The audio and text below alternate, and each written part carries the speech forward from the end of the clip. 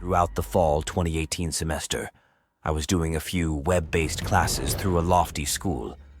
However, I realized that I would move to my old neighborhood for a year college for the colder time of year.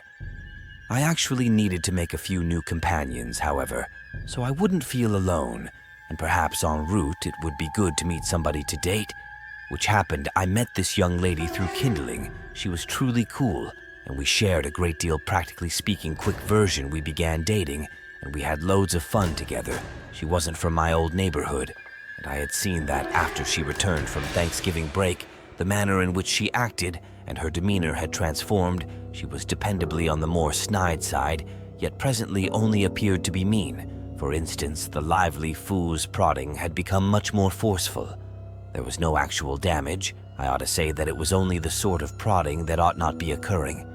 Seeing someone just got over it as stress because of finals moving toward. She at last returned home for winter break. We generally tracked down ways of keeping in contact consistently. For example, message snap and periodic FaceTime, either on more than one occasion per week. Once the colder time of year semester began, I moved into a loft on the grounds that the quarters didn't appear to be that tomfoolery, and I had found something pleasant that was shockingly modest in a real sense. The evening of the principal day of classes we chose. To separate, like I said, she was from an alternate state, and she was experiencing a ton of difficulty being away from home since she missed her family companions and pets a great deal, other than me and her flatmate, who she didn't coexist with. She scarcely knew anyone around. She was simply such a modest individual.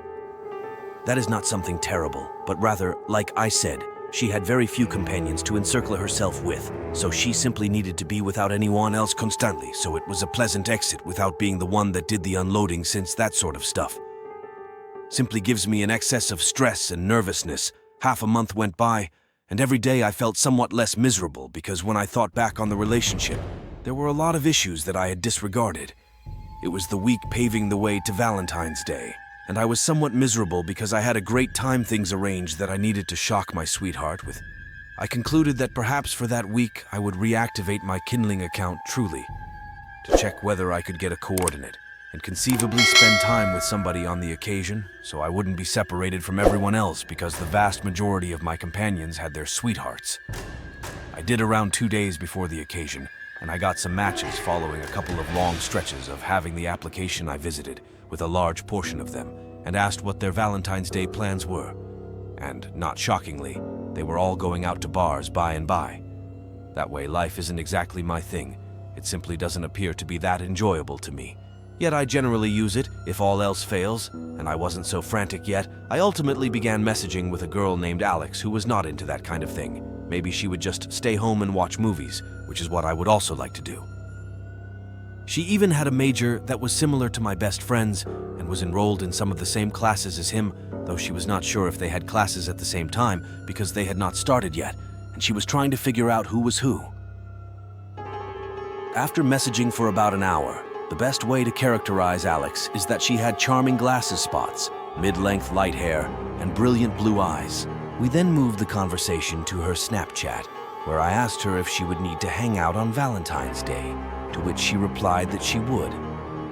Since it was Valentine's Day 2018, which fell on a Thursday of the week, we were relieved that we would not have to end the night so early, because I did not have classes on Friday, and Alex said she would not be going to her Friday morning class. The first part of the night went rather well. We went to McDonald's, watched a movie, and then took a stroll around the Midtown area. I will not go into the details of that. Returned to my loft and had some sex, which went pretty well, to be honest. She asked if she could stay overnight because her place was asking her to leave in 10 minutes, so I said sure, and we fell asleep at 1 in the morning. It was snowing outside. I have trouble falling asleep, especially in the presence of others. Roughly at 3 in the morning, Alex awakened me as she was escaping the bed. Yet I didn't make her mindful that she awakened me. It was dim in the room, yet I could see that she was strolling towards the restroom. She turned the light on and closed the entryway so it wouldn't saturate the room. I was exceptionally worn out, so I just returned to rest. I arose again around 5:30 a.m.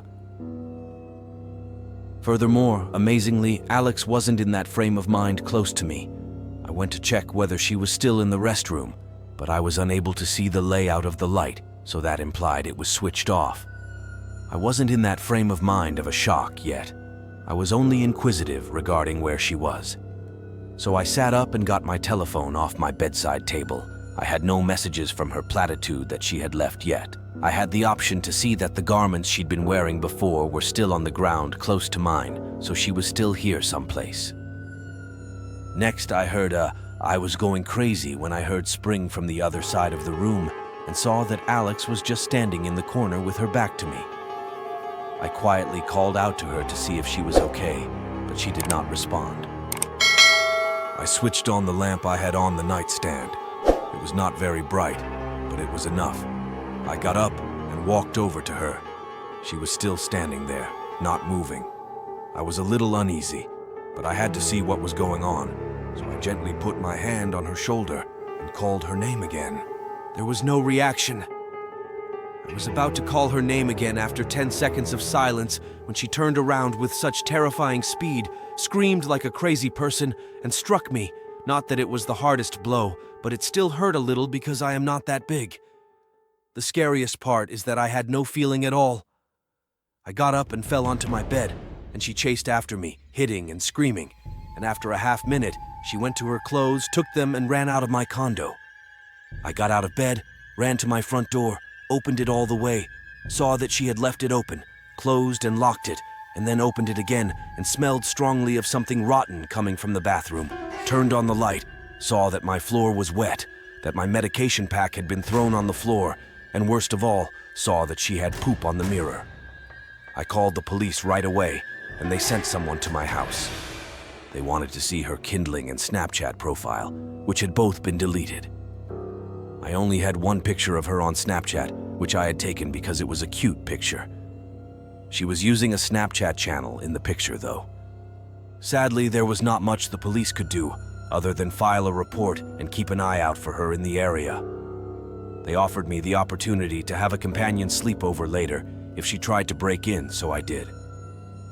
I called one of my closest friends, Lute. Someone who was majoring in the same field as Alex showed up later, and I told him the whole story. She claimed to be taking a small class that met twice a week, and I showed Ransack the picture I had. When I asked Lute if he had ever seen her in class, he said he had never seen her. I then watched a movie and fell asleep at around midnight. I arose around 3 a.m. to find somebody attempting to open the front entryway from the opposite side after allowing it to occur for about a minute. At that point, I halted and strolled over and peered out the peephole, but no one was there. Nothing has occurred since except for it, which still truly cracks me up.